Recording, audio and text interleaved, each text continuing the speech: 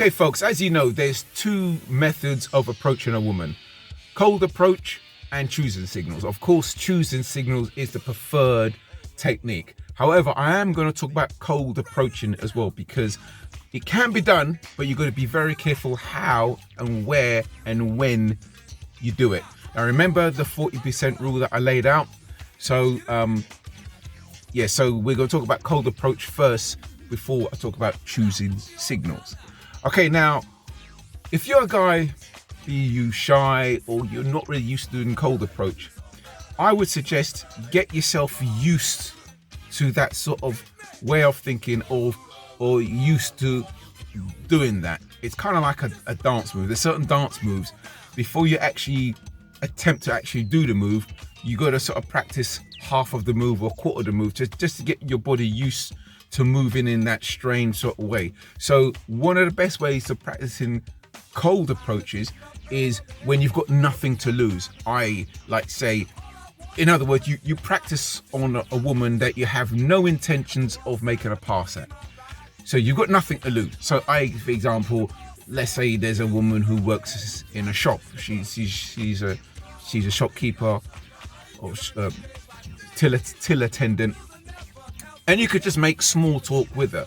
It could be anything. It could be like the latest news. What happened on the news? That was really terrible, wasn't it? Just a little small talk, and just get used to just talking to a stranger. There's so many examples I can give. Job details updated. Sorry about that.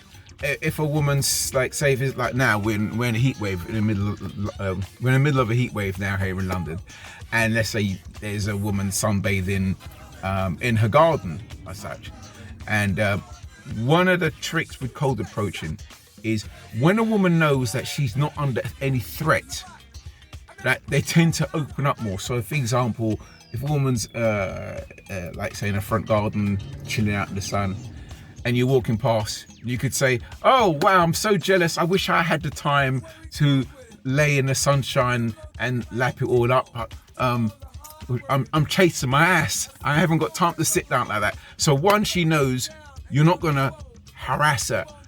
One, she knows you're on your way. You're not stopping to talk. You're going. And three, you're not a threat. You've made a friendly gesture, and you've made it kind of comical. And 9 times out of 10, she'll smile or she'll say something, because again, you're not a threat.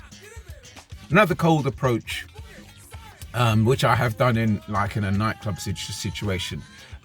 Girls dancing or whatever, gently tap her on the shoulder, and you can either smile at her or give her a cheeky wave, and back off and just gauge her reaction. If she smiles back, even if she smiles back, just keep you cool and see how she responds later. I would sort of just leave it for a bit. Next time you see her at the bar, you walk past her, see if she acknowledges you as someone that she had a previous engagement with in terms of the smile, or does she treat you like a complete stranger, like she's never seen you before? And if she acts like a complete stranger, she gives you no acknowledgement, don't go in there. Just don't go in there. She was only being polite. If, on the other hand, you've smiled at her, waved at her, and she just goes, then again, kill her. No, do not go in there. But on the occasion, if she does acknowledge you and smile at you, you could just, again, small talk. Oh, you having a good night? And start little small steps like that. So again, cold approach, as long as it's non-threatening. I've done stuff like this.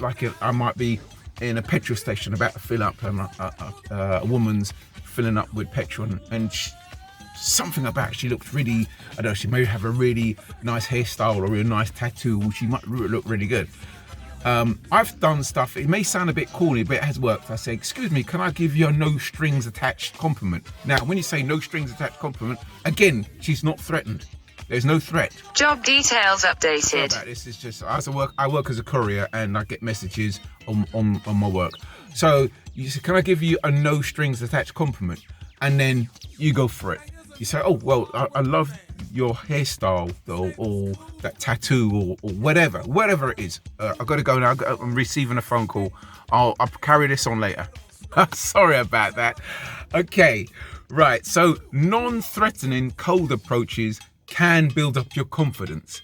And so that's the how, when in terms of building up your confidence. And even as a technique, it has worked, not loads of times, but I have had success where, you know, I've come with a non-threatening, no strings attached cold approach, and it's the woman that's engaged in the conversation. She's prolonged things. She's the one that's sort of, told me to put the brakes on in terms of me. When I say put the brakes on, when I come with a non-threatening cold approach, my intention is I'm going to give you a compliment, then I'm going to walk away from you. And when she's put the brakes on me, she's preventing me from walking away. You see what I'm saying? So she may do something or say something to keep me there and engage a conversation. That's what I mean by put the brakes on.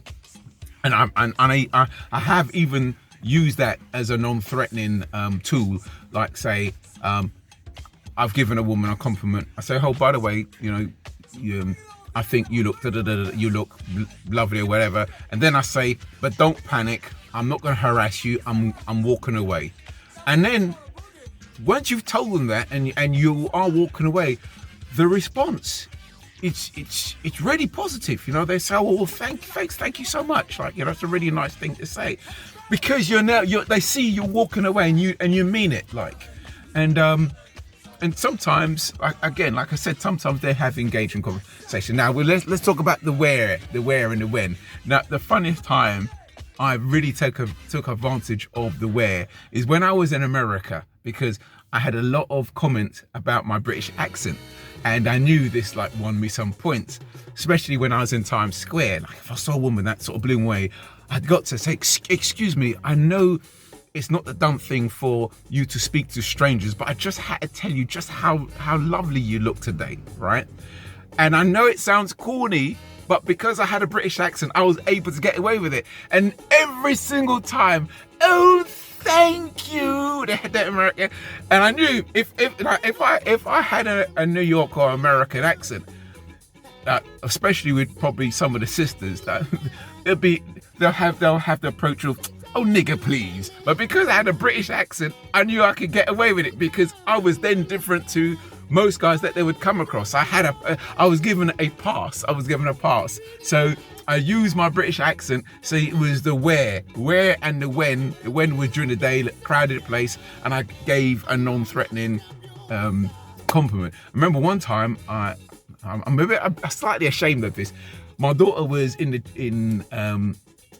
the women's fitting room. She's trying on something, and while I'm sort of waiting for a board, a fine woman came past. I said, excuse me, I said, I'm sorry to sort of approach you as a stranger, but like, I don't know, I can't remember what I said. I gave her some compliment, and she smiled and she said hello, and she slowed down. Oh, another phone call. Oh my God, sorry, go. I'm gonna have to carry this on another time. Sorry about this. Hey folks, after going through the clips that I've just done, I don't feel that I emphasized or went through the where and well enough. So I'm going to rectify that now. So a lot of things I'm going to be saying is just plain common sense, but I feel I need to say anyway. Okay, the when. The when is, let's do it this way around. The when not to approach a woman.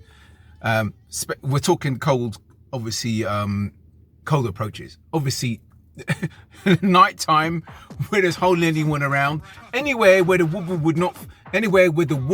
would not feel safe. Sometimes I've got to speak a little bit slower.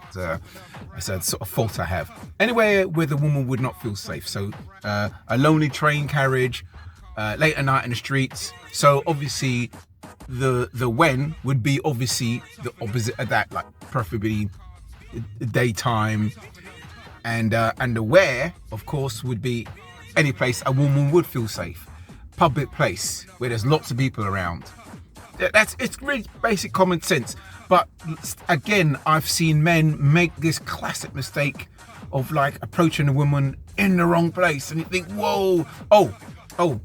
Many years before I published my book, I had an attempt of publishing a written book, and I had to do my research, and I had to approach a number of women with a questionnaire and asking them where are the best places do they feel to be approached and the worst places they feel to be approached. And you wouldn't believe some of the answers. The highest number of approaches that they didn't like, what they found was off-putting, was from a moving vehicle. So sticking your head out the window and, as they said in America, hollering at a woman or shouting at a woman from a moving, like from a car or van or whatever, big no-no. That was the biggest turn-off. Of course, late at night, as I said, anywhere they don't feel safe. The best places, believe it or not, you would think like a bar or a nightclub, but a lot of them said like the supermarket or the shopping mall. They seem to quite like that one. And then the other question that I asked, which was quite interesting, I asked them, what is the thing you notice on a man's anatomy first? What's the first thing you notice? And I asked the guys the question because I wanted to see how in tune the guys were with what the women said. And the guys, let's start off with the guys' answer to that. The guys said typically, like the chest or the torso, and they say like the buttocks, or they made reference to the shoulders, how broad the shoulders was. So the men's answer was all kind of like on the macho physique and muscular sort of build. The women's answer. Now, really take note of this because it's very important. Eyes, teeth, and your voice. Bad breath is a big no-no. So the moral of the story is spend less time curling the weights and more time brushing your teeth.